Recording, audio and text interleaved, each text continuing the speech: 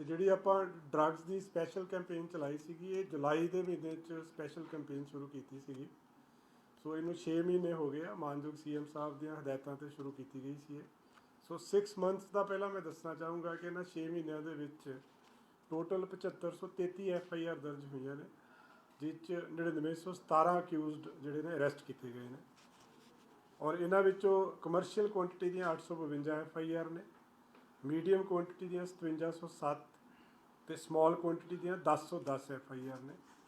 ਸਭ ਤੋਂ ਵੱਧ FIR ਜਿਹੜੀਆਂ ਦਰਜ ਹੋਈਆਂ 579 ਅੰਮ੍ਰਿਤਸਰ ਕਮਿਸ਼ਨਰੇਟ 'ਚ ਦਰਜ ਹੋਈਆਂ, 554 ਫਿਰੋਜ਼ਪੁਰ 'ਚ ਦਰਜ ਹੋਈਆਂ ਔਰ 417 ਪਟਿਆਲਾ ਦੇ ਵਿੱਚ ਦਰਜ ਹੋਈਆਂ।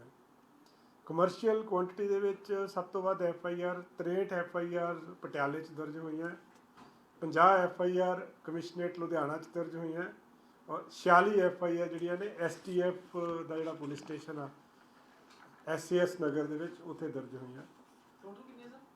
ਟੋਟਲ ਜਿਹੜੀਆਂ FIR 6 ਮਹੀਨਿਆਂ 'ਚ ਦਰਜ ਹੋਈਆਂ ਉਹ 7533 FIR ਦਰਜ ਹੋਈਆਂ। 7533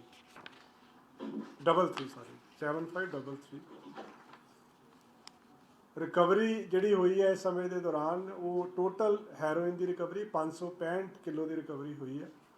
565 ਕਿਲੋ ਦੇ ਵਿੱਚ 418 ਕਿਲੋ ਦੀ ਰਿਕਵਰੀ ਜਿਹੜੀ ਆ ਉਹ ਵਿਦਿਨ ਪੰਜਾਬ ਹੋਈ ਆ। 147.5 ਕਿਲੋ ਦੀ ਰਿਕਵਰੀ ਜਿਹੜੀ ਆ ਉਹ ਗੁਜਰਾਤ ਤੇ ਮਹਾਰਾਸ਼ਟਰ ਦੇ ਵਿੱਚ, ਜਿਹਦੇ 'ਚ ਪੰਜਾਬ ਪੁਲਿਸ ਦਾ ਬੜਾ ਐਕਟਿਵ ਰੋਲ ਸੀ ਰਿਕਵਰੀ ਦੇ ਵਿੱਚ, ਉਹ ਹੋਈ ਆ।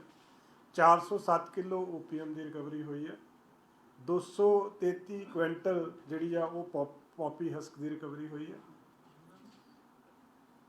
24 ਕਿਲੋ ਦੀ ਚਰਸ ਦੀ ਰਿਕਵਰੀ ਹੋਈ ਹੈ ਔਰ ਕਾਫੀ ਵੱਡੀ ਮਾਤਰਾ ਦੇ ਵਿੱਚ ਡਰੱਗ ਮਨੀ ਜਿਹੜਾ ਹੈ 7 ਕਰੋੜ 71 ਲੱਖ 51,641 ਕਰੋੜ ਦੀ ਜਿਹੜੀ ਆ 7 ਕਰੋੜ 71 ਲੱਖ 51,641 ਜਿਹੜਾ ਇਹ ਡਰੱਗ ਮਨੀ ਦੀ ਰਿਕਵਰੀ ਹੋਈ ਹੈ। 1918 ਵਹੀਕਲ ਜਿਹੜੇ ਨੇ ਉਹ ਜ਼ਬਤ ਕੀਤੇ ਗਏ ਆ, ਜਿਹੜੇ NDPS ਐਕਟ ਦੇ ਕੇਸਾਂ ਦੇ ਵਿੱਚ ਇਨਵੋਲਵ ਸੀਗੇ। ਜਿੱਥੋਂ ਤੱਕ ਮੈਡੀਕਲ ਡਰੱਗਸ ਦਾ ਸਵਾਲ ਆ, ਜਿਹਦੇ ਵਿੱਚ ਇੰਜੈਕਸ਼ਨ, ਟੈਬਲੇਟਸ, ਕੈਪਸੂਲ, ਸਿਰਪ ਆ, ਉਹ 33,88,725 ਯੂਨਿਟਸ ਜਿਹੜੇ ਆ ਉਹਦੀ ਰਿਕਵਰੀ ਹੋਈ ਇਸ ਸਮੇਂ ਦੇ ਦੌਰਾਨ। ਔਰ ਇਸੇ ਦੌਰਾਨ ਜਿਹੜੀ ਆਪਣੀ ਸਪੈਸ਼ਲ ਕੈਂਪੇਨ ਚੱਲ ਰਹੀ ਸੀ POs ਦੇ ਖਿਲਾਫ, NDPS ਐਕਟ ਦੇ ਖਿਲਾਫ, ਉਹਦੇ ਵਿੱਚ 608 POs ਓਬਲੀਕ ਅਬਸਕੌਂਡਰਸ ਜਿਹੜੇ ਨੇ NDPS ਐਕਟ ਦੇ, ਉਹ ਫੜੇ ਗਏ ਇਸ ਸਮੇਂ ਦੇ ਦੌਰਾਨ। ਜਿਹੜਾ ਹੋਣ ਵਾਲਾ ਹਫਤਾ ਸੀਗਾ, ਕਿਉਂਕਿ ਹਫਤਾਵਾਰ ਆਪਾਂ ਹਮੇਸ਼ਾ ਪ੍ਰੈਸ ਕਾਨਫਰੰਸ ਕਰਦੇ, ਇਸ ਹਫਤੇ ਦੇ ਵਿੱਚ 247 FIR ਦਰਜ ਹੋਈਆਂ ਤੇ 311 ਅਕਿਊਜ਼ ਜਿਹੜੇ ਨੇ ਅਰੈਸਟ ਕੀਤੇ ਆ। ਉਹਦੇ ਵਿੱਚ 19 ਕਮਰਸ਼ੀਅਲ ਕੁਆਂਟੀਟੀ ਦੇ ਕੇਸਿਸ ਨੇ, 246 ਮੀਡੀਅਮ ਕੁਆਂਟੀਟੀ ਦੇ ਔਰ 18 ਸਮਾਲ ਕੁਆਂਟੀਟੀ ਦੇ ਕੇਸਿਸ ਨੇ। ਸਭ ਤੋਂ ਵੱਧ ਇਸ ਹਫਤੇ ਦੇ ਦੌਰਾਨ ਫਿਰੋਜ਼ਪੁਰ 'ਚ ਦਰਜ ਹੋਈਆਂ 27 FIR, 26 ਹੁਸ਼ਿਆਰਪੁਰ 'ਚ, 19 ਅੰਮ੍ਰਿਤਸਰ ਕਮਿਸ਼ਨਰੇਟ ਦੇ ਵਿੱਚ। ਹੈਰੋਇਨ ਦੀ ਜਿਹੜੀ ਰਿਕਵਰੀ ਹੋਈ ਆ ਉਹ 11 ਕਿਲੋ ਦੀ ਰਿਕਵਰੀ ਹੋਈ ਆ, OPM ਦੀ 9 ਕਿਲੋ ਦੀ, ਪੌਪੀ ਹਸਕ ਦੀ 637 ਕਿਲੋ ਦੀ ਔਰ ਇੰਜੈਕਸ਼ਨ ਟੈਬਲੇਟਸ ਦੀ 32,118 ਦੀ ਰਿਕਵਰੀ ਹੋਈ ਆ ਔਰ 13 POs ਓਬਲੀਕ ਅਬਸਕੌਂਡਰਸ ਫੜੇ ਆ। ਤਾਂ ਸਭ ਤੋਂ ਜਿਹੜੀ ਰਿਮਾਰਕੇਬਲ ਅਚੀਵਮੈਂਟ ਜਿਹੜੀ ਹੁਣੇ ਹੋਈ ਹੈ ਰੀਸੈਂਟਲੀ, ਉਹ ਫਾਜ਼ਿਲਕਾ ਦੇ ਵਿੱਚ ਹੋਈ ਹੈ, ਜਿੱਥੇ 31 ਕਿਲੋ ਜਿਹੜੀ ਹੈ ਹੈਰੋਇਨ ਦੀ ਰਿਕਵਰੀ ਹੋਈ ਆ। 29 ਪੈਕਟ ਫੜੇ ਗਏ, ਜਿਹਦੇ ਵਿੱਚ 2 ਅਕਿਊਜ਼ਡ ਅਰੈਸਟ ਹੋਏ ਆ, ਇੱਕ ਪਰਮਜੀਤ ਸਿੰਘ ਪੰਮਾ ਔਰ ਇੱਕ ਜਿਹੜਾ ਹੈ ਉਹ ਆਰਮੀ ਦਾ ਜਵਾਨ ਸੀਗਾ, ਜਿਹਦਾ ਨਾਮ ਡਿਸਕਲੋਜ਼ ਨਹੀਂ ਕੀਤਾ ਗਿਆ ਬਿਕੋਜ਼ ਆਫ ਸਿਕਿਉਰਿਟੀ ਰੀਜ਼ਨਸ। ਔਰ ਦੂਸਰੀ ਗੱਲ ਜਿਹੜੀ ਦੱਸਣਯੋਗ ਹੈ ਕਿ ਫਾਜ਼ਿਲਕਾ ਦੇ ਵਿੱਚ ਉਹਨਾਂ ਨੇ ਬੜੀ ਵਧੀਆ SOP ਬਣਾਈ ਹੋਈ ਆ ਬਾਰਡਰ ਦੇ ਉੱਤੇ, ਜਿਹਦੇ 'ਚ ਵਿਲੇਜ ਡਿਫੈਂਸ ਕਮੇਟੀਜ਼ ਬੜਾ ਇਫੈਕਟਿਵਲੀ ਕੰਮ ਕਰ ਰਹੀਆਂ। ਕਰੀਬ ਉੱਥੇ 36 ਪਿੰਡ ਆ ਜਿਹੜੇ ਬਿਲਕੁਲ ਬਾਰਡਰ ਦੇ ਨਾਲ ਟੱਚ ਕਰਦੇ ਆ ਤੇ 63 ਪਿੰਡ ਆ ਜਿਨ੍ਹਾਂ ਦੇ ਵਿੱਚ ਵਿਲੇਜ ਡਿਫੈਂਸ ਕਮੇਟੀਜ਼ ਕੰਮ ਕਰ ਰਹੀਆਂ। ਸੋ ਉਹਦੀ ਜਿਹੜੀ ਬਣਤਰ ਆ ਵਿਲੇਜ ਡਿਫੈਂਸ ਕਮੇਟੀ ਦੀ, ਉਹ 'ਚ ਕਰੀਬ 7 ਤੋਂ ਲੈ ਕੇ 11 ਦੇ ਆਸ-ਪਾਸ ਹਰ ਕਮੇਟੀ ਦੇ ਵਿੱਚ ਜਿਹੜੇ ਨੇ ਉਹ ਉਹਦੇ ਮੈਂਬਰ ਆ ਉਸ ਕਮੇਟੀ ਦੇ, ਜਿਹਦੇ 'ਚ ਐਕਸ ਆਰਮੀ ਪਰਸਨਸ ਵੀ ਆ, ਐਕਸ ਪੁਲਿਸ ਅਫੀਸ਼ੀਅਲਸ ਵੀ ਆ, ਯੂਥ ਵੀ ਆ ਔਰ SSP ਫਾਜ਼ਿਲਕਾ ਉਹਨਾਂ ਨੇ ਇੱਕ ਬੜੀ ਵਧੀਆ SOP ਬਣਾਈ ਹੈ। ਤਦੇ ਹੀ ਉੱਥੇ ਆਪਾਂ ਦੇਖਣ 'ਚ ਆਇਆ ਕਿ ਰੀਸੈਂਟਲੀ 26 ਕਿਲੋ ਦੀ ਪਹਿਲਾਂ ਹੈਰੋਇਨ ਦੀ ਰਿਕਵਰੀ ਹੋਈ, 29 ਕਿਲੋ 31 ਕਿਲੋ ਦੀ ਹੁਣ ਹੋਈ। ਸੋ ਬਹੁਤ ਇਫੈਕਟਿਵਲੀ ਕੰਮ ਕਰ ਰਹੀ ਹੈ। ਅੱਜ ਹੀ ਮਾਨਯੋਗ DGP ਸਾਹਿਬ ਨੇ ਸਾਰੇ ਪੰਜਾਬ ਦੇ ਜਿਹੜੇ SHOs, DSPs, SSPs, CPs, IG ਰੇਂਜਿਸ, ਉਹਨਾਂ ਨਾਲ ਵੀ ਇੱਕ ਅੱਜ 1-to-1 VC ਕੀਤੀ ਸੀਗੀ ਬੜੀ ਡਿਟੇਲ ਦੇ ਵਿੱਚ।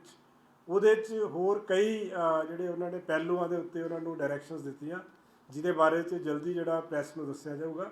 ਬਟ ਉਹਦੇ 'ਚ ਵੀ ਇੱਕ ਮੁੱਖ ਮੁੱਦਾ ਜਿਹੜਾ ਸੀਗਾ ਉਹ ਵਿਲੇਜ ਡਿਫੈਂਸ ਕਮੇਟੀਜ਼ ਨੂੰ ਸਟਰੈਂਥਨ ਕਰਨਾ ਸੀਗਾ।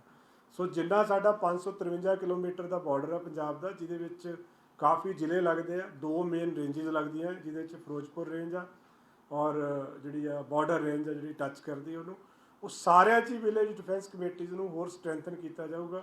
ਕਿਉਂਕਿ ਦੇਖਣ 'ਚ ਆਇਆ ਕਿ ਬਾਰਡਰ ਏਰੀਆਜ਼ ਦੇ ਵਿੱਚ ਜਿਹੜੀ ਡਰੱਗਸ ਦੀ ਆਮਦ ਹੁੰਦੀ ਆ ਡਰੋਨ ਦੇ ਰਾਹੀਂ ਜਾਂ ਪਾਈਪਸ ਦੇ ਰਾਹੀਂ, ਉਹਨੂੰ ਫੜਨ ਦੇ ਵਿੱਚ ਜਾਂ ਕੰਟਰੀਬਿਊਸ਼ਨ ਜਿਹੜੀ ਹੁੰਦੀ ਆ, ਕੋਆਰਡੀਨੇਸ਼ਨ ਜਿਹੜਾ ਹੁੰਦਾ ਹੈ, ਉਹ ਵਿਲੇਜ ਡਿਫੈਂਸ ਕਮੇਟੀਜ਼ ਦਾ ਬੜਾ ਅੱਛਾ ਯੋਗਦਾਨ ਉਹ 'ਚ ਦੇਖਣ ਨੂੰ ਮਿਲਿਆ ਹੈ। ਸੋ ਇਹ ਸਾਰੇ ਪੰਜਾਬ 'ਚ ਵਿਲੇਜ ਡਿਫੈਂਸ ਕਮੇਟੀਜ਼ ਨੂੰ ਹੋਰ ਸਟਰੈਂਥਨ ਕਰਨ ਜਾ ਰਹੇ ਹਾਂ ਅਸੀਂ। ਦੂਸਰਾ ਜਿਹੜਾ ਲੋਕਾਂ ਦੇ ਵਿੱਚ ਜਿਹੜੀ ਡਰੱਗਸ ਦੇ ਬਾਰੇ 'ਚ ਜਿਹੜਾ ਇੱਕ ਪ੍ਰੈਵਲੈਂਸ ਜਿਹੜੀ ਆ ਡਰੱਗਸ ਦੀ ਜਾਂ ਪਰਸੈਪਸ਼ਨ ਜਿਹੜੀ ਆ, ਉਹਦੇ ਵਾਸਤੇ ਯੂਥ ਨੂੰ ਨਾਲ ਇਨਵੋਲਵ ਕਰ ਰਹੇ ਹਾਂ। ਸਪੋਰਟਸ ਕਲੱਬਸ ਨੂੰ ਇਨਵੋਲਵ ਕਰਾਂਗੇ, ਯੂਥ ਕਲੱਬਸ ਨੂੰ ਇਨਵੋਲਵ ਕਰਾਂਗੇ, ਤਾਂ ਜੋ ਲੋਕਾਂ ਵੱਲੋਂ ਵੀ ਇੱਕ ਅਵੇਅਰਨੈਸ ਕ੍ਰੀਏਟ ਕੀਤੀ ਜਾਵੇ। ਜਿਸ ਤਰ੍ਹਾਂ ਆਪਾਂ ਦੇਖਿਆ ਕਿ ਸੰਗਰੂਰ ਜ਼ਿਲ੍ਹੇ ਦੇ ਵਿੱਚ ਇੱਕ ਪਿੰਡ ਨੇ ਮਤਾ ਪਾਇਆ ਸੀਗਾ ਕਿ ਵੀ ਸਾਡੇ ਪਿੰਡ ਦੇ ਵਿੱਚ ਜਿਹੜੀ ਡਰੱਗਸ ਨੂੰ ਐਂਟਰ ਨਹੀਂ ਕਰਨ ਦਿੱਤਾ ਜਾਊਗਾ।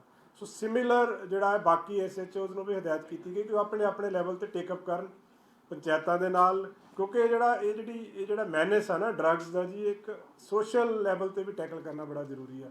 ਪੁਲਿਸ ਜਿਹੜਾ ਆਪਣਾ ਕੰਮ ਕਰ ਰਹੀ ਆ, ਜਿਹੜੀ ਆਪਾਂ ਰਿਕਵਰੀਜ਼ ਕਰ ਰਹੇ ਹਾਂ, ਜੋ ਕੁਛ ਅਸੀਂ ਕਰ ਰਹੇ ਹਾਂ, ਇਨਫੋਰਸਮੈਂਟ ਕਰ ਰਹੇ ਹਾਂ ਅਸੀਂ, ਪਰ ਇਹਦੇ ਨਾਲ ਨਾਲ ਅਵੇਅਰਨੈਸ ਔਰ ਜਿਹੜੀ ਸੁਸਾਇਟੀ ਦੀ ਇਨਵੋਲਵਮੈਂਟ ਆ ਬੜੀ ਜ਼ਰੂਰੀ ਆ।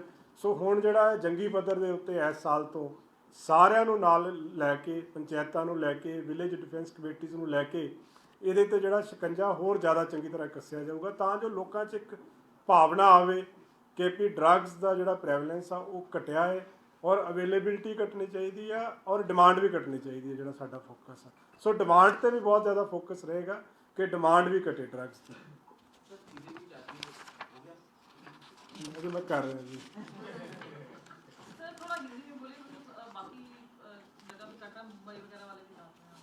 जी जी जी जो आज जो हुआ है ना, जो वहाँ पे जो AGTF के कोऑर्डिनेशन से मुंबई में, उसमें जो प्राइम ऑफिस आई अभी हमारे पास इंफॉर्मेशन आई है, बाकी डिटेल्स अभी अवेटेड है उसमें। तो 3 लोग हैं जो अरेस्ट किए हैं। एक शिवम अवतार सिंह मालो है, एक गुरमुख नरेश कुमार सिंह है और एक अमनदीप कुमार है। उसमें हमारी AGTF की जो टीम थी, जिसमें DSP राजन परमिंदर, उनकी सुपरविज़न में टीम गई हुई थी। तो वहाँ पे जो नवी मुंबई जो यूनिट है उनका, महाराष्ट्र एंटी टेररिज्म स्क्वाड का, उनके साथ मिलकर इन तीनों को अरेस्ट किया है। एक मर्डर केस है नवां शहर का, मक्खन मर्डर केस, जो काफ़ी सेंसेशनल मर्डर था, उसमें ये तीनों वांटेड थे। सोनू खत्री के ये एसोसिएट्स हैं तीनों। सो अभी हमारी टीम वहीं पे है। फर्दर जो इनकी जो इंटेरोगेशन है और इस केस की इन्वेस्टिगेशन है वो भी चल रही है, और जैसे और डिटेल्स आएगी हम शेयर करेंगे। ਇਹਦੇ ਵਿੱਚ 3 ਬੰਦੇ ਅਸੀਂ, ਜਿਹੜੀ ਸਾਡੀ ਐਂਟੀ ਗੈਂਗਸਟਰ ਟਾਸਕ ਫੋਰਸ ਆ, ਉਹਨਾਂ ਨੇ ਤੇ ਨਵੀਂ ਮੁੰਬਈ ਦੀ ਜਿਹੜੀ ਐਂਟੀ ਟੈਰਰਿਸਟ ਸਕੁਆਡ ਆ, ਉਹਨਾਂ ਦੇ ਨਾਲ ਮਿਲ ਕੇ ਇੱਕ ਜੁਆਇੰਟ ਆਪਰੇਸ਼ਨ ਦੇ ਵਿੱਚ DSP ਰਾਜਨ ਪਰਮਿੰਦਰ ਆ, ਉਹਨਾਂ ਦੀ ਸੁਪਰਵਿਜ਼ਨ ਦੇ ਵਿੱਚ 3 ਬੰਦਿਆਂ ਨੂੰ ਅਰੈਸਟ ਕੀਤਾ ਹੈ, ਜਿਹਦੇ 'ਚ ਇੱਕ ਸ਼ਿਵਮ ਅਵਤਾਰ ਸਿੰਘ ਮਾਲੋ ਆ, ਇੱਕ ਗੁਰਮੁਖ ਨਰੇਸ਼ ਕੁਮਾਰ ਸਿੰਘ ਆ ਔਰ ਇੱਕ ਅਮਨਦੀਪ ਕੁਮਾਰ ਏਲੀਅਸ ਰਾਂਚੋ ਆ। ਇਹਨਾਂ ਤਿੰਨਾਂ ਨੂੰ ਅਰੈਸਟ ਕੀਤਾ ਹੈ। ਇੱਕ ਮੱਖਣ ਮਰਡਰ ਕੇਸ ਹੋਇਆ ਸੀਗਾ, ਉਸ ਕੇਸ ਦੇ ਵਿੱਚ ਇਹ ਤਿੰਨੋਂ ਵਾਂਟਡ ਸੀਗੇ। ਤਿੰਨੋਂ ਸੋਨੂ ਖੱਤਰੀ ਜਿਹੜਾ ਉਹਦੇ ਸੋਨੂ ਖੱਤਰੀ ਦੇ ਇਹ ਐਸੋਸੀਏਟਸ ਨੇ ਤਿੰਨੋਂ। ਔਰ ਫਰਦਰ ਇਹਦੀ ਇਨਵੈਸਟੀਗੇਸ਼ਨ ਅਜੇ ਜਿਹੜੀ ਆ ਉਹ ਜਾਰੀ ਆ। ਟੀਮ ਸਾਡੀ ਅਜੇ ਉੱਥੇ ਹੀ ਆ। ਜਦੋਂ ਵਾਪਸ ਆਉਣਗੇ ਫਰਦਰ ਇਹਨਾਂ ਦੀ ਪੁੱਛਗਿੱਛ ਤੋਂ ਬਾਅਦ ਜੋ ਹੋਰ ਡਿਟੇਲਸ ਆਉਣਗੀਆਂ ਉਹ ਮੀਡੀਆ ਦੇ ਨਾਲ ਸਾਰੀਆਂ ਸ਼ੇਅਰ ਕੀਤੀਆਂ जाएंगी। ये अभी वेरीफाई कर रहे हैं, बिकॉज ये दोनों जो है ये सारे आपस में लिंक्ड हैं। रिंदा है, सोनू खत्री है, सारे लिंक्ड हैं। सो बट डायरेक्ट एसोसिएट्स ये सोनू खत्री के हैं, और बाकी जो रिंदा के बारे में भी अभी वेरीफाई किया जा रहा है इसमें।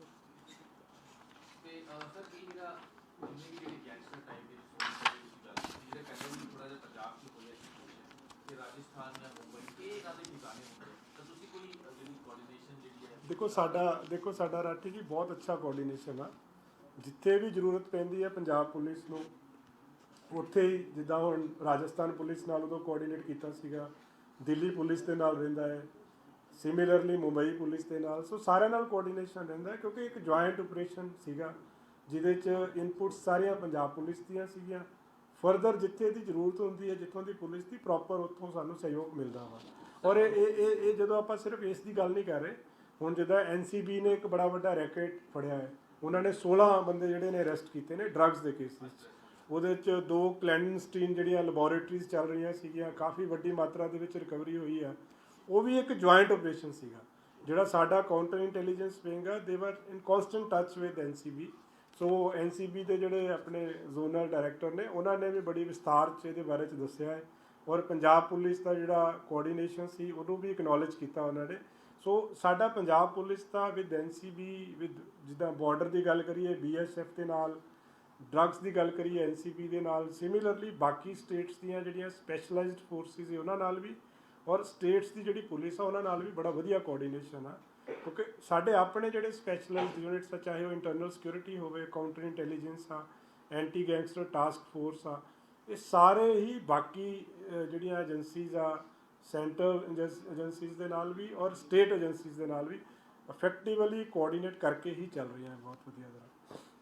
ਸਰ ਇਹਦੇ ਵਿੱਚ ਅਗਰ ਜੇ ਗੱਲ ਕੀਤੀ ਜਾਵੇ, ਕੈਦੀ ਜਿਹੜੇ ਸਿੱਧੂ ਮੂਸੇਵਾਲੇ ਦੇ ਨਾਲ ਜੁੜੇ ਜਾਂ ਸਾਹਮਣੇ ਆਉਂਦੇ ਨੇ, ਜਿਨ੍ਹਾਂ ਕੈਦੀਆਂ ਨੇ ਹਮਲਾ ਕੀਤਾ ਜੇਲ੍ਹ ਦੇ ਵਿੱਚ, ਕਿ ਇਸ ਦੇ ਪਿੱਛੇ ਕੋਈ ਸਾਜ਼ਿਸ਼ ਹੋਏਗੀ ਉਹਨਾਂ ਨੇ ਹਮਲਾ? ਇਹਦੀਆਂ ਅਜੇ ਨਾ ਡਿਟੇਲਸ ਅਵੇਟਡ ਨੇ ਜੀ, ਅਜੇ ਤਾਂ ਜਸਟ ਜਦੋਂ ਮੈਂ ਆ ਰਿਹਾ ਸੀ ਉਦੋਂ ਹੀ ਪਤਾ ਲੱਗਿਆ।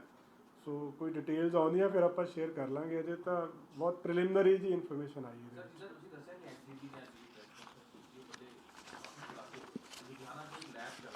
ਜੀ ਜੀ ਉਹ ਸਾਰਾ ਲੈਵਲ ਤੇ ਜਿਹੜੀ ਹੈ ਪ੍ਰੋਪਰਟੀ ਵੀ ਸੀਜ਼ ਕੀਤੀ, ਹਾਲਾਂਕਿ ਉਹਨਾਂ ਨੇ ਕਿਹਾ ਕਿ ਕਾਊਂਟਰ ਪੰਜਾਬ ਪੁਲਿਸ ਦਾ ਸਹਿਯੋਗ ਹੈ। ਤੇ ਇਸ ਤਰ੍ਹਾਂ ਦੀ ਇਹ ਸਾਰੇ ਜਿਹੜੇ ਬੜੇ ਨੇ ਅਕਸ਼ੇ ਛਾਬੜਾ ਜਿਹੜਾ ਇਹਨਾਂ ਦਾ ਮਾਸਟਰ ਉਹ ਹੈ ਦੁਬਈ ਤੋਂ ਜਿਹੜੇ ਹੈਗੇ ਕ੍ਰੋਸ ਬਾਰਡਰ ਹੈਗੇ, ਤੇ ਪੰਜਾਬ ਪੁਲਿਸ ਕਿਸ ਤਰ੍ਹਾਂ ਕਰ ਰਹੀ, ਕਿਉਂਕਿ ਇਹ ਜਿਹੜਾ ਨੈਕਸਸ ਹੈ ਬਹੁਤ ਵੱਡਾ ਹੈ। ਉਹ ਕਹਿੰਦੇ ਵਾਈਟ ਕਾਲਰ ਵੀ ਇਹਦੇ ਵਿੱਚ ਇਨਵੋਲਵ ਨੇ, ਲਗਾਤਾਰ ਅਸੀਂ ਇਹਦੇ ਵਿੱਚ ਕੰਮ ਕਰ ਰਹੇ। ਨਹੀਂ ਦੇਖੋ, ਇਹਦੀ ਇਨਵੈਸਟੀਗੇਸ਼ਨ ਪ੍ਰਾਇਮਰੀ ਤੌਰ ਤੇ ਕਿਉਂਕਿ ਕੇਸ NCB ਦੇ ਕੋਲ ਆ, ਬਟ ਸਾਡਾ ਜਿਹੜਾ ਕਾਊਂਟਰ ਇੰਟੈਲੀਜੈਂਸ ਜਿਹੜਾ ਯੂਨਿਟ ਆ ਉਹ ਤਾਂ ਕਨਸਟੈਂਟਲੀ ਟੱਚ 'ਚ ਆ। ਫਰਦਰ ਜਿਹੜੇ ਏਰੀਆ 'ਚ ਜੋ ਉਹਨਾਂ ਨੇ ਦੇਖੋ ਪ੍ਰੋਪਰਟੀਜ਼ ਫਰੀਜ਼ ਕਰ ਰਹੀਆਂ, ਉਹਨਾਂ ਨੇ ਉਹਦੇ ਵਾਸਤੇ ਉਹਨਾਂ ਨੂੰ ਜਿਹੜੀ ਕੋਆਰਡੀਨੇਸ਼ਨ ਦੀ ਜ਼ਰੂਰਤ ਆ। ਉਹ ਜਿਸ ਤਰ੍ਹਾਂ ਉਹਨਾਂ ਨੇ ਡਿਟੇਲ ਦੇ ਵਿੱਚ ਦੱਸਿਆ ਹੀ ਹੈ ਕਿ ਉਹਨਾਂ ਦੀ ਇਨਵੈਸਟੀਗੇਸ਼ਨ ਹਰ ਪਹਿਲੂ ਤੋਂ ਚੱਲ ਰਹੀ ਆ। ਜਿੱਥੋਂ ਤੱਕ ਪ੍ਰੋਪਰਟੀਜ਼ ਦੀ ਗੱਲ ਕਰ ਰਹੇ ਆਪਾਂ, ਪ੍ਰੋਪਰਟੀਜ਼ ਸੀਜ਼ਰ 'ਤੇ ਵੀ ਚੱਲ ਰਿਹਾ ਵਾ। ਉਹਨਾਂ ਦੇ ਐਸੋਸੀਏਟਸ ਦੇ ਰੋਲ ਵੀ ਐਗਜ਼ਾਮਿਨ ਕਰ ਰਹੇ ਆ। ਟੈਕਨੀਕਲ ਜਿਹੜਾ ਸਰਵੇਲੈਂਸ ਆ ਜਿਹੜੀ ਉਹ ਵੀ ਚੱਲ ਰਹੀ ਆ। ਸੋ ਜਿੱਥੇ ਜਿੱਥੇ ਸਾਡੀ ਜ਼ਰੂਰਤ ਹੋਏਗੀ ਪੰਜਾਬ ਪੁਲਿਸ ਦੀ, ਉਹ ਸਾਰੀ, ਬਲਕਿ it's a joint I would say ਕਿ ਜਿੱਦਾਂ ਸਾਨੂੰ ਵੀ ਜ਼ਰੂਰਤ ਆ, ਉਹਨਾਂ ਨੂੰ ਵੀ ਜ਼ਰੂਰਤ ਆ। ਕਿਉਂਕਿ ਜਿਹੜਾ ਖਤਮ ਹੋ ਰਿਹਾ ਵਾ, ਜਿਹੜਾ ਕੋਡ ਖਤਮ ਹੋ ਰਿਹਾ, ਉਹ ਤਾਂ ਸਾਡੇ ਏਰੀਏ 'ਚ ਹੀ ਖਤਮ ਹੋ ਰਿਹਾ ਹੈ। ਸਰ ਜਿੱਦਾਂ ਜੱਗੂ ਭਗਵਾਨਪੁਰੀਆ ਦੀ ਵੀ ਉਹਨਾਂ ਨੇ ਗੱਲ ਕੀਤੀ, ਜੇ ਗੈਂਗਸਟਰ ਵੀ ਇਨਵੋਲਵ ਹੈ ਔਰ ਜਿਹੜਾ ਕਿ ਇਸ ਤਰ੍ਹਾਂ ਨੈਕਸਸ ਚੱਲ ਰਿਹਾ ਹੈ, ਇਹਨੂੰ ਵੀ ਹਾਲਾਂਕਿ ਇਹ ਹਮੇਸ਼ਾ ਤੋਂ ਹੀ ਰਹਿੰਦਾ ਹੈ ਜੀ, ਜਿਹੜਾ ਗੈਂਗਸਟਰਸ ਦਾ ਔਰ ਡਰੱਗ ਸਮਗਲਰਸ ਦਾ ਔਰ ਟੈਰਰਿਸਟਸ ਦਾ, ਇਹ ਤਾਂ ਕਾਫੀ ਦੇਰ ਤੋਂ ਇਹ ਫਿਨੋਮੀਨਾਨ ਹੈਗਾ ਹੈ ਕਿ ਜਿਹੜਾ ਆਲਰੇਡੀ ਇਹ ਨੈਕਸਸ ਚੱਲ ਰਿਹਾ ਵਾ। ਇਹਦੇ ਵਿੱਚ ਵੀ ਇੱਕ ਕੇਸ ਦੇ ਵਿੱਚ ਇੱਕ ਐਸੋਸੀਏਟ ਹੈਗਾ ਜਿਹੜਾ ਬੰਦਾ ਜੱਗੂ ਭਗਵਾਨਪੁਰੀਆ ਨਾਲ ਲਿੰਕਡ ਸੀਗਾ। ਸੋ ਇਸ ਐਂਗਲ ਨੂੰ ਤਾਂ ਤਦੇ ਇਹੀ ਰੀਜ਼ਨ ਆ ਕਿ ਕਾਊਂਟਰ ਇੰਟੈਲੀਜੈਂਸ ਵਿੰਗ ਜਿਹੜਾ ਹੈ ਸਾਡਾ, ਉਹ ਮੇਨਲੀ ਟੈਰਰਿਸਟ ਰਿਲੇਟਡ ਇਸ਼ੂਜ਼ 'ਤੇ ਜ਼ਿਆਦਾ ਆਪਰੇਟ ਕਰਦਾ ਹੈ। ਔਰ ਇਸ ਕੇਸ ਦੇ ਵਿੱਚ ਬਿਕੋਜ਼ ਇੱਕ ਕਾਮਨ ਐਂਗਲ ਸੀਗਾ ਨਾਰਕੋ ਟੈਰਰਿਜ਼ਮ ਦਾ ਵੀ, ਸਮਗਲਿੰਗ ਦਾ ਵੀ ਸਾਰਾ, ਉਸ ਕਰਕੇ ਉਹਨਾਂ ਨਾਲ ਲਗਾਤਾਰ ਟੱਚ ਦੇ ਵਿੱਚ ਨੇ। ਔਰ ਇਹ ਫਰਦਰ ਜਿਹੜੀ ਇਨਵੈਸਟੀਗੇਸ਼ਨ ਸਾਡੀ ਚੱਲ ਰਹੀ ਆ, ਉਹਦੇ ਵਿੱਚ ਵੀ ਅਸੀਂ ਟੱਚ 'ਚ ਵੀ ਰਵਾਂਗੇ ਔਰ ਜਿੱਥੇ ਜਿੱਥੇ ਜ਼ਰੂਰਤ ਪੈਂਦੀ ਆ ਉਹਨਾਂ ਨੂੰ ਸਾਡੀ ਜਾਂ ਸਾਨੂੰ ਉਹਨਾਂ ਦੀ, ਉਹ ਸਾਰਾ ਪ੍ਰੋਪਰ ਕੀਤਾ ਜਾਏਗਾ। ਸਰ NCB ਨੇ ਅੱਜ ਇਹ ਗੱਲ ਵੀ ਕਹੀ ਹੈ, ਕਹਿੰਦੇ ਕਿ ਹਾਲੇ ਵੀ ਜਿਹੜੀ ਤਸਕਰੀ ਹੋ ਰਹੀ ਹੈ, ਜੋ ਵੀ ਪਲੈਨਿੰਗ ਹੋਈ ਹੈ, ਜੇਲ੍ਹਾਂ ਦੇ ਵਿੱਚ ਬੈਠੇ ਗੈਂਗਸਟਰਸ ਕਰ ਰਹੇ ਨੇ, ਅੰਦਰ ਹੀ ਮੀਟਿੰਗਸ ਹੋ ਰਹੀਆਂ ਨੇ, ਅੰਦਰੋਂ ਹੀ ਸਾਰੀ ਕਾਲਸ ਜਾ ਰਹੀਆਂ ਨੇ। ਉਹਦੇ ਵਾਸਤੇ ਪੰਜਾਬ ਪੁਲਿਸ ਨਹੀਂ ਦੇਖੋ, ਉਹਦੇ ਵਾਸਤੇ ਪਿਛਲੀ ਵਾਰੀ ਨਾ DGP ਸਾਹਿਬ ਨੇ ਕਾਫੀ ਡਿਟੇਲ 'ਚ ਦੱਸਿਆ ਸੀਗਾ। ਪ੍ਰਾਇਮਰੀਲੀ ਪ੍ਰਿਜ਼ਨ ਡਿਪਾਰਟਮੈਂਟ ਇਸ ਚੀਜ਼ ਨੂੰ ਕਰ ਰਿਹਾ। ਇੱਕ ਤਾਂ ਅਸੀਂ ਜੇਲ੍ਹਾਂ ਦੀ ਸਿਕਿਉਰਿਟੀ ਦੀ ਸਟਰੈਂਥਨਿੰਗ ਦੀ ਗੱਲ ਵੀ ਚੱਲ ਰਹੀ ਆ, ਉਹਦੇ ਵਿੱਚ ਕਈ ਪਹਿਲੂ ਨੇ, ਉਹਦੇ ਵਿੱਚ ਕਈ ਇਨਫਰਾਸਟਰਕਚਰਲ ਇਸ਼ੂਜ਼ ਨੇ ਜਿਨ੍ਹਾਂ ਨੂੰ ਟੈਕਲ ਕਰਨਾ ਜ਼ਰੂਰੀ ਆ। ਸੋ ਉਹ ਸਾਰੀਆਂ ਚੀਜ਼ਾਂ, ਕੁਛ ਜੇਲ੍ਹ ਨੂੰ ਹਾਈ ਸਿਕਿਉਰਿਟੀ ਜੇਲ੍ਹ ਬਣਾਉਣ ਦਾ ਵਿਚਾਰ ਕੀਤਾ ਜਾ ਰਿਹਾ ਵਾ। ਸੋ ਉਹ ਜੇਲ੍ਹਾਂ ਦੇ ਉੱਤੇ ਤਾਂ ਬਹੁਤ ਜ਼ਿਆਦਾ ਫੋਕਸ ਆ, ਬਲਕਿ ਜਿਹੜੇ ਹਾਰਡ ਕੋਰ ਕ੍ਰਿਮੀਨਲਸ ਜੇਲ੍ਹਾਂ ਦੇ ਵਿੱਚ ਬੰਦ ਨੇ, ਦੇਖੋ ਆਪਣੇ ਨੋਟਿਸ 'ਚ ਤਾਂ ਕੁਝ ਕੇਸ ਆਉਂਦੇ ਆ, ਬਹੁਤ ਸਾਰੇ ਪ੍ਰੀਵੈਂਸ਼ਨ ਵੀ ਹੁੰਦੀ ਆ ਉਹਦੇ ਵਿੱਚ। ਕਈ ਚੀਜ਼ਾਂ ਸਰਪ੍ਰਾਈਜ਼ ਚੈਕਿੰਗ ਦੇ ਵਿੱਚ ਮੋਬਾਈਲ ਫੜੇ ਜਾਂਦੇ ਆ, ਕਈ ਵਾਰੀ ਸਰਪ੍ਰਾਈਜ਼ ਚੈਕਿੰਗ ਦੇ ਵਿੱਚ ਕਈ ਜਿਹੜੇ ਤੁਸੀਂ ਕਹਿ ਲਓ ਪਲੈਨਿੰਗਸ ਜਿਹੜੀਆਂ ਨੇ ਅਨਅਰਥ ਹੋ ਜਾਂਦੀਆਂ, ਜਿਹੜੀਆਂ ਕਿ ਐਗਜ਼ੀਕਿਊਟ ਨਹੀਂ ਕੀਤੀਆਂ ਜਾਂਦੀਆਂ। ਸਰ ਇਹਦੇ ਵਿੱਚ ਇਹ ਵੀ ਹੋਏਗਾ ਕਿ ਤੁਸੀਂ ਕਹਿ ਰਹੇ ਹੋ ਕਿ ਹਾਈ ਸਿਕਿਉਰਿਟੀ ਜੇਲ੍ਸ ਬਣੂਗੀਆਂ ਤੇ ਫਿਰ ਨਹੀਂ ਆਈ ਮੀਨ ਟੂ ਸੇ ਕਿ ਇਹ ਤਾਂ ਇੱਕ ਕਨਸਟੈਂਟ ਜਿਹੜਾ ਪ੍ਰੋਸੈਸ ਆ। ਜਿਹੜੀਆਂ ਜੇਲਸ ਪ੍ਰੈਜ਼ੈਂਟ ਐਗਜ਼ਿਸਟਿੰਗ ਜੇਲਸ ਆ ਉਹਨਾਂ ਨੂੰ ਵੀ ਸਟਰੈਂਥਨ ਕਰਨ ਦੀ ਗੱਲ ਚੱਲ ਰਹੀ ਆ ਕਿ ਉਹਨਾਂ ਨੂੰ ਕਿਸ ਤਰੀਕੇ ਨਾਲ, ਕਿਉਂਕਿ ਦੇਖੋ ਪਹਿਲਾਂ ਅਸੀਂ ਜੇਲ੍ਹਾਂ ਦੇ ਵਿੱਚ ਸਪੈਸ਼ਲ ਸੈੱਲਸ ਬਣਾਏ ਸੀਗੇ, ਫਿਰ ਪੈਰਾਮਿਲਟਰੀ ਫੋਰਸਿਸ ਨੂੰ ਉਹਨਾਂ ਸੈੱਲਸ ਦਾ ਚਾਰਜ ਵੀ ਦਿੱਤਾ ਗਿਆ ਹੈ, ਉਹਦੇ ਨਾਲ ਕਾਫੀ ਜ਼ਿਆਦਾ ਫਰਕ ਪਿਆ ਵਾ ਅਜੇ ਵੀ। ਬਟ ਕੁਝ ਕੇਸਿਸ ਇੱਦਾਂ ਦੇ ਆਉਂਦੇ ਕਿ ਜਿੱਦਾਂ ਕਈ ਵਾਰੀ ਬਾਹਰੋਂ ਸੁੱਟ ਦਿੱਤੇ ਜਾਂਦੇ ਆ ਮੋਬਾਈਲ, ਬਹੁਤ ਸਾਰੇ ਮੋਬਾਈਲ ਅਬੈਂਡਨਡ ਫੜੇ ਜਾਂਦੇ ਆ। ਜੇ ਤੁਸੀਂ ਕਹੋ ਕਿ 100 ਦੀ ਪਿਲਫਰੇਜ ਹੁੰਦੀ, ਕਾਫੀ ਸਾਰੇ ਵਿੱਚੋਂ ਫੜੇ ਜਾਂਦੇ ਆ, ਕੁਝ ਸਰਪ੍ਰਾਈਜ਼ ਚੈਕਿੰਗ 'ਚ ਫੜੇ ਜਾਂਦੇ ਆ। ਇਨ ਸਪਾਈਟ ਆਫ ਦੈਟ ਇਨਸੀਡੈਂਟਸ ਇੱਦਾਂ ਦੇ ਨੋਟਿਸ 'ਚ ਆ ਰਹੇ ਆ ਕਿ ਜਿੱਥੇ ਮਿਸਯੂਜ਼ ਮੋਬਾਈਲਸ ਦਾ ਹੋ ਰਿਹਾ ਵਾ ਫॉर ਕ੍ਰਿਮੀਨਲ ਐਕਟੀਵਿਟੀ। ਸੋ ਉਹ ਲਗਾਤਾਰ ਇਹ ਇੱਕ ਕਨਸਟੈਂਟ ਸਾਡਾ ਪ੍ਰੋਸੈਸ ਜਾਰੀ ਆ ਕਿ ਇਹਨੂੰ ਕੁਝ ਟਾਈਮ ਦੇ ਵਿੱਚ ਆਈ ਫੀਲ ਕਿ ਜੇ ਹੁਣ prison department and police department ਇਹਨੂੰ ਇਸ ਚੀਜ਼ ਨੂੰ ਕਰਬ ਕਰ ਦੇਵਾਂਗੇ ਅਸੀਂ ਓਵਰ ਪੀਰੀਅਡ। ਦੇਖੋ ਇਹਦੇ ਵਿੱਚ ਨਾ ਜੀ ਇੱਕ ਪੰਚਾਇਤ ਨੇ ਪਿੱਛੇ ਮਤਾ ਪਾਇਆ ਸੀਗਾ ਕਿ ਜਿਹੜਾ ਸਾਡੇ ਪਿੰਡ ਦੇ ਵਿੱਚ ਕੋਈ ਵੀ ਡਰੱਗਸ ਵੇਚੇਗਾ ਉਹਦੇ ਖਿਲਾਫ ਉਹਨਾਂ ਨੇ ਫਾਈਨ ਅਨਾਉਂਸ ਕੀਤਾ ਸੀਗਾ। ਸੋ ਇੱਕ ਤਾਂ ਇਹ ਹੈਗਾ ਹੈ ਕਿ ਪੰਚਾਇਤਾਂ ਦੇ ਵਿੱਚ ਵੀ ਵਾਂਟ ਕਿ ਪੰਚਾਇਤਾਂ ਆਪ ਮੁਹਾਰੀ ਅੱਗੇ ਆਉਣ ਕਿ ਅਸੀਂ ਆਪਣੇ ਪਿੰਡ ਨੂੰ ਡਰੱਗ ਫ੍ਰੀ ਕਰਨਾ ਵਾ। ਕਈ ਵਾਰੀ ਆਪਾਂ ਦੇਖੋ, ਆਪਾਂ ਵੀ ਪਿੰਡਾਂ ਦੇ ਰਹਿਣ ਵਾਲੇ ਆ, ਆਪਾਂ ਕਈ ਵਾਰੀ ਦੇਖਿਆ ਕਿ ਕੋਈ ਬੰਦਾ ਛੋਟੇ ਲੈਵਲ 'ਤੇ ਨਸ਼ਾ ਵੇਚਦਾ ਹੁੰਦਾ ਹੈ, ਪਿੰਡ 'ਚ ਲੋਕਾਂ ਨੂੰ ਪਤਾ ਵੀ ਹੁੰਦਾ, ਪਰ ਉਹਦੇ ਬਾਵਜੂਦ ਵੀ ਹਰ ਬੰਦਾ ਸੋਚਦਾ ਕਿ ਮੇਰਾ ਕੀ ਕੰਮ ਹੈ ਇਹਦੇ 'ਚ, ਕਿ ਪੁਲਿਸ ਆਵੇ ਪੁਲਿਸ ਕਰੇ। ਸੋ ਜਿੱਥੇ ਪੰਚਾਇਤਾਂ ਜਿਹੜੀਆਂ ਪਹਿਲ ਕਦਮੀ ਕਰਨਗੀਆਂ, ਲੋਕ ਪਹਿਲ ਕਦਮੀ ਕਰਨਗੇ, ਤੇ ਇੱਦਾਂ ਦੇ ਬੰਦਿਆਂ ਨੂੰ ਨੱਥ ਪਾਈ ਜਾ ਸਕਦੀ ਆ। ਦੂਸਰਾ, ਮਾਨਯੋਗ ਸੀਐਮ ਸਾਹਿਬ ਨੇ ਪਿੱਛੇ ਅਨਾਉਂਸ ਵੀ ਕੀਤਾ ਸੀ, ਇੱਕ ਹਾਈ ਲੈਵਲ ਦੀ ਮੀਟਿੰਗ ਹੋਈ ਸੀ ਜਿਹੜੀ ਡੀਜੀਪੀ ਸਾਹਿਬ ਵੀ ਗਏ ਸੀਗੇ ਉਸ ਮੀਟਿੰਗ, ਸਾਰੇ ਆਫੀਸਰ ਗਏ ਸੀ। ਉਹਦੇ 'ਚ ਵੀ ਅਨਾਉਂਸ ਕੀਤਾ ਗਿਆ ਸੀ ਕਿ ਜਿਹੜੀਆਂ ਪੰਚਾਇਤਾਂ ਇਹ ਇਨਸ਼ੋਰ ਕਰਨਗੀਆਂ ਕਿ ਸਾਡੇ ਪਿੰਡ ਦੇ ਵਿੱਚ ਅਸੀਂ ਨਸ਼ਾ ਨਹੀਂ ਵਿਕਣ ਦੇਣਾ, ਮਤੇ ਪਾਉਣਗੀਆਂ, ਉਸ ਮਤੇ ਨੂੰ ਇੰਪਲੀਮੈਂਟ ਕਰਨਗੀਆਂ, ਤਾਂ ਉਹਨਾਂ ਨੂੰ ਵਾਜਿਬ ਇਨਾਮ ਵੀ ਦਿੱਤਾ ਜਾਏਗਾ। ਸੋ ਉਹਦੇ ਬਾਰੇ ਵੀ ਵਿਚਾਰ ਹੋ ਰਿਹਾ। ਸੋ ਆਪਾਂ ਇਹ ਚਾਹੁੰਦੇ ਹਾਂ ਕਿ ਇਹ ਇੱਕ ਦੇਖੋ, ਜਿੱਦਾਂ ਆਪਾਂ ਮੈਂ ਗੱਲ ਪਹਿਲਾਂ ਕੀਤੀ ਕਿ ਇਨਫੋਰਸਮੈਂਟ ਇੱਕ ਪਾਰਟ ਹੈ। ਇਨਫੋਰਸਮੈਂਟ ਦੇ ਵਿੱਚ ਆਪਾਂ ਡਰੱਗਸ ਫੜਦੇ ਹਾਂ, ਕੋਈ ਬਾਰਡਰ ਤੋਂ ਆਈ, ਕੋਈ ਟ੍ਰਾਂਜ਼ਿਟ ਰੂਟ 'ਤੇ ਫੜੀ, ਕੋਈ ਕਿਤੇ ਫੜੀ। ਸੋ ਉਹ ਹੈਗਾ ਕਿ ਤਾਂ ਜੋ ਲੋਕਾਂ ਤੱਕ ਪਹੁੰਚਣ ਨਾ ਦਿੱਤੀ ਜਾਵੇ। ਉਹਦੇ ਬਾਵਜੂਦ ਵੀ ਬਹੁਤ ਸਾਰੀ ਪਿਲਫਰੇਜ ਹੋ ਜਾਂਦੀ ਹੈ ਕਿਉਂਕਿ ਹਰ ਚੀਜ਼ ਨੂੰ ਚੈੱਕ ਕਰਨਾ ਪੋਸੀਬਲ ਕਈ ਵਾਰੀ ਨਹੀਂ ਹੋ ਪਾਉਂਦਾ। ਅਸੀਂ ਇਹ ਚਾਹੁੰਦੇ ਹਾਂ ਕਿ ਗਰਾਊਂਡ ਲੈਵਲ ਦੇ ਉੱਤੇ ਪਿੰਡਾਂ ਦੇ ਵਿੱਚ ਇਸ ਤਰ੍ਹਾਂ ਦਾ ਮਾਹੌਲ ਕ੍ਰੀਏਟ ਕਰ ਦਿੱਤਾ ਜਾਵੇ ਕਿ ਕੋਈ ਬੰਦਾ ਡਰੱਗਸ ਵੇਚਣ ਦੀ ਹਿੰਮਤ ਹੀ ਨਾ ਕਰੇ। ਪਿੰਡਾਂ ਦੇ ਵਿੱਚ, ਪਿੰਡਾਂ 'ਚ ਇਸ ਤਰੀਕੇ ਦਾ ਮਾਹੌਲ ਹੋਵੇ ਕਿ ਜਿਹੜਾ ਬੰਦਾ ਡਰੱਗਸ ਵੇਚਦਾ ਹੈ ਉਹਦਾ ਸੋਸ਼ਲ ਬਾਈਕਾਟ ਹੋਵੇ, ਉਹਦੇ ਖਿਲਾਫ ਕਾਰਵਾਈ ਹੋਵੇ, ਉਹਦੀ ਇਨਫੋਰਮੇਸ਼ਨ ਸ਼ੇਅਰਿੰਗ ਹੋਵੇ ਪੁਲਿਸ ਦੇ ਨਾਲ, ਤਾਂ ਜੋ ਦੋਨੇ ਪਹਿਲੂਆਂ ਤੋਂ, ਹਰ ਪਹਿਲੂ ਤੋਂ ਕੱਟ ਆਫ ਹੋ ਜਾਏ ਉਹ ਬੰਦਾ। ਸੋ ਉਹਦੇ ਨਾਲ ਇੱਕ ਮੁਹਿੰਮ ਪਿੰਡਾਂ ਦੇ ਵਿੱਚ ਛਿੜੇਗੀ, ਜਿਹਦੇ ਨਾਲ ਸਾਨੂੰ ਇਹ ਲੱਗਦਾ ਹੈ ਕਿ ਉਹਦੇ ਨਾਲ ਆਪਾਂ ਇਸ ਚੀਜ਼ ਦੇ ਉੱਤੇ ਠੱਲ ਪਾਵਾਂਗੇ, ਕਿਉਂਕਿ ਡਿਮਾਂਡ ਨੂੰ ਘਟਾਉਣਾ ਜ਼ਰੂਰੀ ਆ। ਜਦੋਂ ਡਿਮਾਂਡ ਘਟੇਗੀ ਤਾਂ ਜਿਹੜੀ ਸਪਲਾਈ ਆਪਣੇ ਆਪ, ਉਹਦੀ ਜਦੋਂ ਡਿਮਾਂਡ ਘਟਦੀ ਹੈ ਸਪਲਾਈ ਵੀ ਘਟ ਜਾਂਦੀ ਹੈ ਉਹਦੇ ਨਾਲ।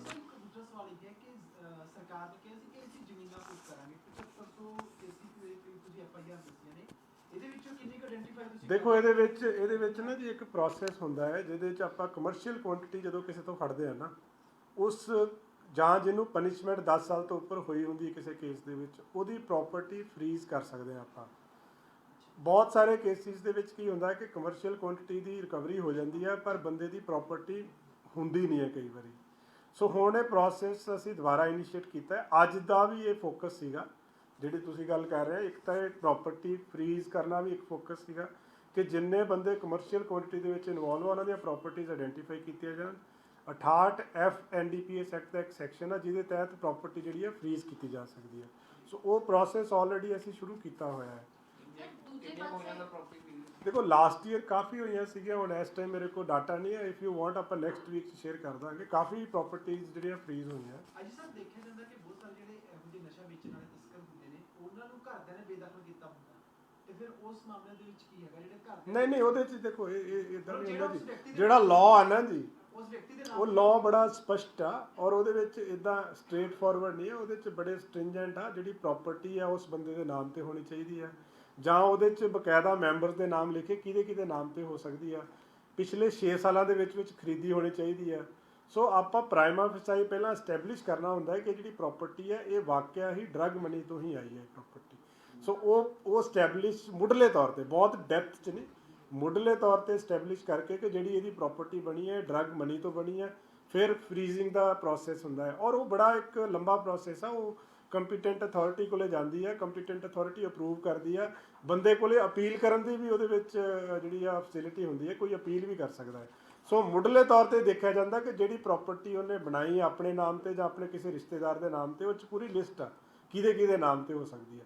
ਉਹ ਪਿਛਲੇ 6 ਸਾਲਾਂ 'ਚ ਬਣੀ ਹੋਣੀ ਚਾਹੀਦੀ ਆ ਔਰ ਮੁੱਢਲੇ ਤੌਰ ਤੇ ਇਹ ਲੱਗਦਾ ਹੋਣਾ ਚਾਹੀਦਾ ਕਿ ਡਰੱਗਸ ਤੋਂ ਬਣੀ ਆ। ਸੋ ਉਹ ਪ੍ਰੋਪਰ ਦੇਖ ਕੇ ਫਿਰ ਕੀਤਾ ਜਾਂਦਾ ਵਾ। सर जैसे बाकी स्टेट्स में है कि बुलडोजर से प्रॉपर्टी हटाई जा रही है, नहीं, हम जो whatever जो लीगल मीन्स है हमारे पास वो सारे हम यूज़ कर रहे हैं इसमें।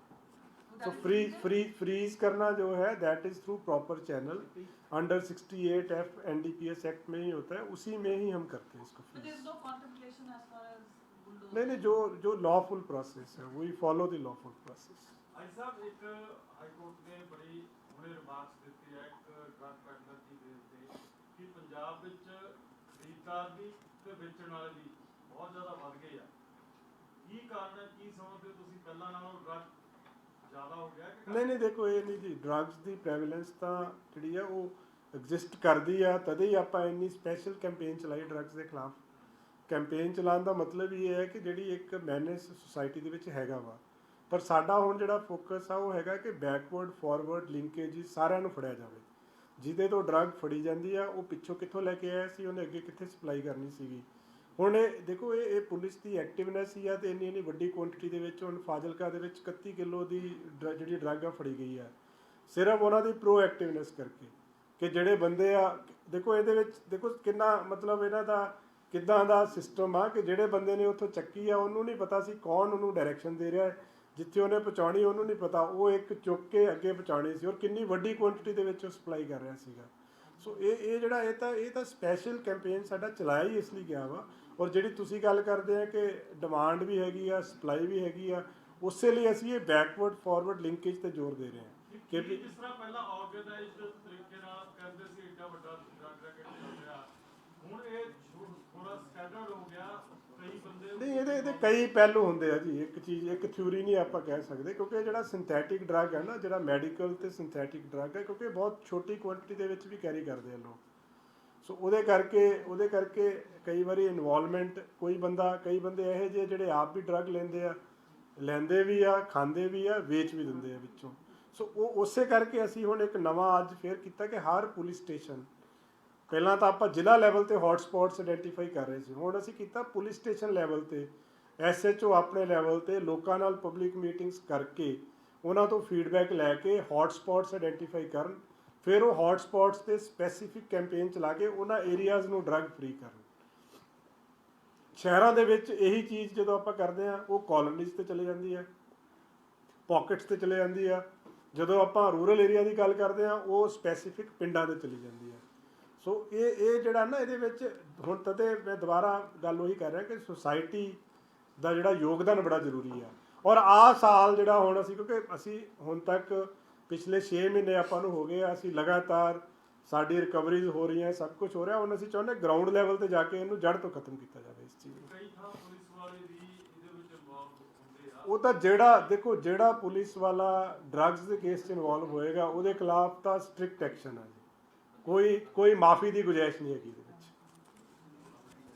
ਅੱਜ ਤੱਕ ਕੋਈ ਪੁਲਿਸ ਦੇ ਉੱਪਰ ਵੀ ਸਖਤੀ ਕੀਤੀ ਜਾ ਰਹੀ, ਕਿਉਂਕਿ ਜਿਸ ਤਰੀਕੇ ਦੇ ਨਾਲ ਵੀਡੀਓ ਸੋਸ਼ਲ ਮੀਡੀਆ ਦੇ ਉੱਪਰ ਵਾਇਰਲ ਹੁੰਦੀਆਂ ਨੇ ਕਿ ਇੱਕ ਪੁਲਿਸ ਮੁਲਾਜ਼ਮ ਨਸ਼ੇ ਦੀ ਹਾਲਤ ਦੇ ਵਿੱਚ ਘੁੰਮਦਾ ਹੈ, ਦੂਸਰੀ ਜਗ੍ਹਾ ਤੇ ਕੋਈ ਡਰਿੰਕ ਕਰਿਆ ਹੋਇਆ ਹੁੰਦਾ ਹੈ। ਦੇਖੋ ਜਿਹੜਾ ਬੰਦਾ ਕਿਸੇ ਤਰ੍ਹਾਂ ਦਾ ਵੀ ਮਿਸਕੰਡਕਟ ਕਰਦਾ ਹੈ ਜੀ, ਮਿਸਕੰਡਕਟ ਮਾਈਨਰ ਵੀ ਹੋ ਸਕਦਾ ਤੇ ਮਿਸਕੰਡਕਟ ਗ੍ਰੇਵੈਸਟ ਵੀ ਹੋ ਸਕਦਾ ਹੈ। ਡਰੱਗਸ ਲੈਣਾ, ਡਰੱਗਸ ਦੇ ਮਾਮਲੇ 'ਚ ਇਨਵੋਲਵ ਹੋਣਾ ਉਹ ਗ੍ਰੇਵੈਸਟ ਮਿਸਕੰਡਕਟ ਆ, ਤੇ ਗ੍ਰੇਵੈਸਟ ਮਿਸਕੰਡਕਟ ਦੀ ਜਿਹੜੀ ਸਜ਼ਾ ਹੁੰਦੀ ਆ PPR ਦੇ ਹਿਸਾਬ ਨਾਲ ਉਹ ਡਿਸਮਿਸਲ ਹੀ ਹੁੰਦੀ ਹੈ ਸਰਵਿਸ ਤੋਂ। ਸੋ ਉਹ ਜਿਹੜਾ ਬੰਦਾ ਇਹੋ ਜਿਹੇ ਕੰਮ 'ਚ ਪਾਇਆ ਜਾਏਗਾ ਉਹਦੇ ਖਿਲਾਫ ਸਖਤ ਕਾਰਵਾਈ ਕੀਤੀ ਜਾਊਗੀ। ਪੰਜਾਬ ਪੁਲਿਸ ਦਾ ਜਵਾਨ ਸ਼ਹੀਦ ਹੋਇਆ, ਉਹ ਆਪਣੀ ਜਿਹੜੇ ਡਿਊਟੀ ਨਿਭਾ ਰਿਹਾ ਸੀ, ਤਾਂ ਉਹਦੇ ਵਿੱਚ ਗੱਲ ਕੀਤੀ ਜਾਵੇ ਹਥਿਆਰਾਂ ਦੇ ਨਾਲ ਜਦੋਂ ਉਹਨਾਂ ਤੇ ਫਾਇਰ ਕੀਤੇ ਜਾਂਦੇ ਨੇ ਤਾਂ ਜਵਾਬੀ ਦੇ ਵਿੱਚ ਕੀ ਲੱਗਦਾ ਹਥਿਆਰ ਕਿੱਥੋਂ ਆਉਂਦੇ ਨੇ? ਫਿਰ ਵੀ ਅਜਿਹਾ ਘਟਨਾ ਦੇਖੋ ਇਹ ਜਿਹੜਾ ਇਹ ਵਾਲਾ ਇਨਸੀਡੈਂਟ ਹੋਇਆ ਉਹਦੇ ਵਿੱਚ 3 ਜਿਹੜੇ ਨੇ ਉਹ ਅਕਿਊਜ਼ਡ ਇੰਜਰਡ ਹੋਏ ਆ, ਇੱਕ ਅਬਸਕੌਂਡਿੰਗ ਆ ਉਹ ਵੀ ਫੜਿਆ ਜਾਏਗਾ। ਸੋ ਉਹਨਾਂ ਕੋਲੋਂ ਮੁੱਢਲੇ ਤੌਰ ਤੇ 3 ਵੈਪਨ ਅਜੇ ਮਿਲੇ ਆ, ਜਿਹਦੇ 'ਚ 2 32 ਬੋਰ ਦੇ ਸੀਗੇ ਪਿਸਟਲ, ਇੱਕ 30 ਬੋਰ ਦਾ ਹੈ। ਹੁਣ ਉਹਦੀ ਡੈਪਥ 'ਚ ਜਾ ਰਹੇ ਆ। ਬਹੁਤ ਅਨਫੋਰਚੂਨੇਟ ਇਨਸੀਡੈਂਟ ਹੋਇਆ ਜਿਹੜਾ ਸ਼ਹੀਦ ਹੋਇਆ ਜਵਾਨ, ਪਰ ਪੰਜਾਬ ਪੁਲਿਸ ਦੀ ਇਹ ਸ਼ਲਾਘਾਯੋਗ ਆ ਕਿ ਦੇਖੋ ਉਹਨਾਂ ਨੇ ਮਤਲਬ ਪਿੱਛਾ ਨਹੀਂ ਛੱਡਿਆ, ਉਹਦਾ ਪਿੱਛਾ ਕਰਕੇ ਫੜੇ, ਉਸ 'ਚ ਚਾਹੇ ਜਵਾਨ ਸਾਡਾ ਸ਼ਹੀਦ ਹੋ ਗਿਆ ਪਰ ਬਹਾਦਰੀ ਦੀ ਇੱਕ ਮਿਸਾਲ ਆਈ ਗੁੱਟ ਸੀ। ਜਿਹੜੀ ਗੱਲ ਤੁਸੀਂ ਕਰ ਰਹੇ ਹੋ ਇਹਦੀ ਵੈਪਨਸ ਦੀ ਕਿੱਥੋਂ ਆਏ ਉਹਦੇ 'ਚ ਸਾਰੀ ਅਸੀਂ ਡੈਪਥ ਦੇ ਵਿੱਚ ਜਾਵਾਂਗੇ। ਹੁਣ ਇਹਨਾਂ ਨੂੰ ਹੁਣ ਜਦੋਂ ਪੁੱਛਗਿੱਛ ਦੇ ਕਾਬਲ ਹੁੰਦੇ ਆ, ਫਿਰ ਪੁੱਛਗਿੱਛ ਕਰਕੇ ਫਰਦਰ ਇਨਵੈਸਟੀਗੇਸ਼ਨ। ਕਲਾਸਿਕ ਸਕਦੇ ਨੇ, ਵੱਡੀ ਗੈਂਗ ਨਾਲ ਜੁੜੇ ਹੋ ਸਕਦੇ ਨੇ, ਹੋਰ ਵੀ ਦੇਖੋ ਹਾਰਡਕੋਰ ਕ੍ਰਿਮੀਨਲਸ ਤਾਂ ਇਹ ਹੈਗੇ ਹੀ ਆ ਤਿੰਨੋਂ ਹੀ। ਇਹਨਾਂ ਦੇ ਖਿਲਾਫ ਆਲਰੇਡੀ 2-2 3-3 ਪਰਚੇ ਆ, ਮਰਡਰ ਦੇ ਪਰਚੇ ਵੀ ਆ, 307 ਦੇ ਪਰਚੇ ਵੀ ਆ, ਡਕੈਤੀ ਦੇ ਪਰਚੇ ਵੀ ਆ। ਸੋ ਜਿਹੜੇ 3 ਅਕਿਊਜ਼ਡ ਅਰੈਸਟ ਕੀਤੇ ਆ, ਤਿੰਨੋਂ ਹੀ ਹਾਰਡਕੋਰ ਕ੍ਰਿਮੀਨਲਸ ਨੇ। ਫਰਦਰ ਇਹ ਐਸੋਸੀਏਟਸ ਕਿਹਦੇ ਸੀਗੇ ਉਹ ਪੁੱਛਗਿੱਛ 'ਚ ਪਤਾ ਲੱਗੇਗਾ। ਠੀਕ ਹੈ ਜੀ, ਥੈਂਕ ਯੂ। ਹਾਂਜੀ, हैप्पी लोहड़ी हो गई। हाँ जी, हाँ लोहड़ी तो बाद ही लेना, एसोसिएट्स पे अलग से एक बाइट लेना। फिर सारे करेंगे, मेरा गला नहीं एक नहीं ज्वाइंट कर लेंगे।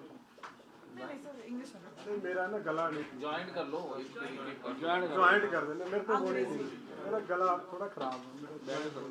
नहीं आप, मैं बैठ के बोल रही हूँ, रोल कर लो जी, बैठ के बोल रही हूँ।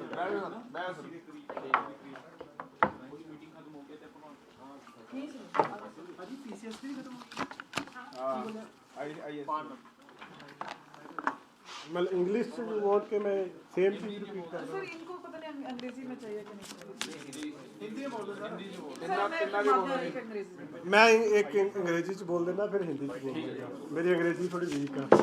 नहीं आप पहले हिंदी में बोलिए, मैं इंग्लिश में। हैं? नहीं कोई गल नहीं। सर देश आपके साथ है। नहीं हिंदी च पहले बोल देना, फिर आप पंजाबी शुरू करना जी। फिर सो नहीं पंजाबी च तो बोल सर पंजाबी में हो गया, हिंदी में करना। जो हमारी एंटी गैंगस्टर टास्क